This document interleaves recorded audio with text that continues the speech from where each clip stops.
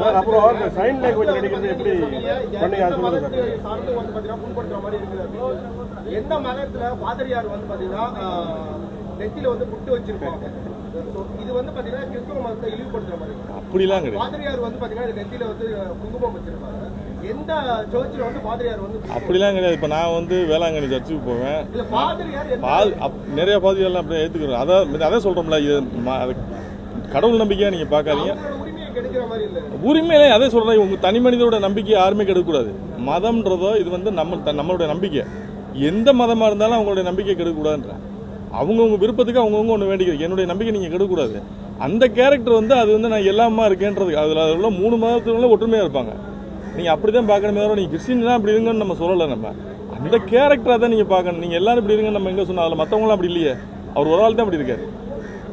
அவருக்கு அந்த பொண்ணு தான் வச்சு விடும். அந்த என்னோட தங்கச்சி தான் அவருக்கு வச்சு விடும். ஸோ அதை ஏற்றுக்கொண்டேன்.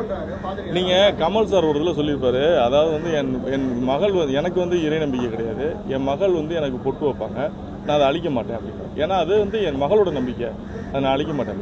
அது மாதிரி அந்த பாதிரியாருக்கு அந்த பொண்ணு வைக்கிறாங்க.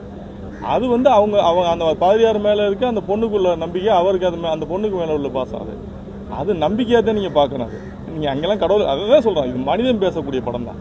இது கடவுளோ மற்ற இதை பேச மனிதன் பேசக்கூடிய படம். அதனால தான் ஓப்பனிங்கில் பிள்ளையாரையும் நம்ம பெரியாரையும் வந்து சமப்படுத்தி தேங்க்யூமா. தேங்க்யூடா. Thank you so much. நீங்கள் கேட்ட நீங்கள் இஷ்யூ தான். காலைல வரலன்னு நீங்கள்ல, அதுக்காக நேற்று இரவு நாங்கள் எடுத்துக்கிட்ட ரிஸ்க்கு தான்.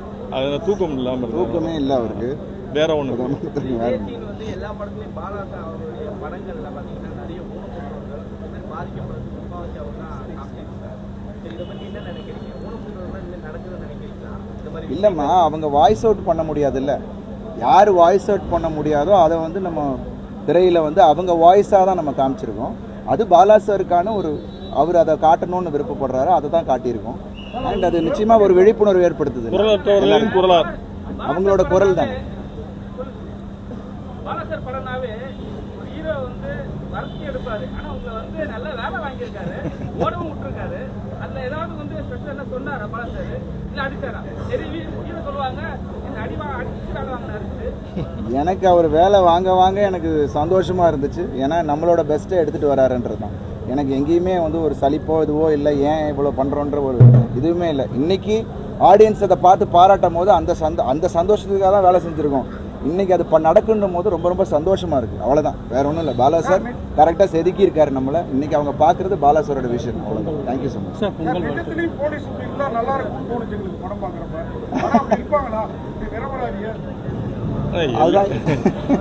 எல்லாம் 10 பேர் இருக்கா. இப்போ நீங்கள் இந்த இடத்துல 500 பேர் இருக்கான். எல்லாரும் ஒரே மாதிரியான இருக்கான். ஒவ்வொருத்தரும் ஒரு மாதிரி இருப்போம். அதெல்லாம் நம்ம ஆசைப்படுறோம், அப்படி இருக்கணும்னு ஆசைப்படுறான். அது நீ எல்லாரும் இருக்கணும் இப்படி கட்டாயப்படுது. லென்த் இருந்தா லென்த்தா இருக்குன்றீங்க. அது சூப்பர்னு சொல்றீங்க, அப்புறம் டக்குன்னு இன்னும் வேணுமா? இன்னும் வேணா நம்ம அடுத்து. தேங்க்யூ.